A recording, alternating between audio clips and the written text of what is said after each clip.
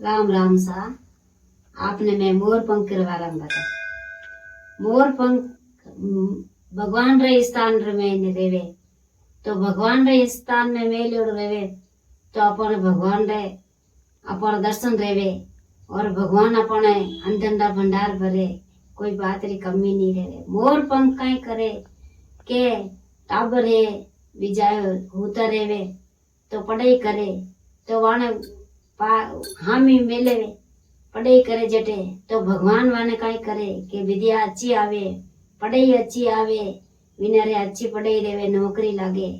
मोर पंख कई करे के जटने आप कटने अपना जटने बेवा उठो एने अपना बैठक रो कमरो रेवे तो हामी अपने लगाड़ी रेवे तो अपने दर्शन रेवे तो अपन कोई बात री भगवान री कमी कोई बात री कमी नहीं रहे। मोर पंख में भगवान भगवान रो है जो कोई अपने कोई बात री कमी नहीं रहे। मोर पंख अपने घर में राखनो जरूरी है।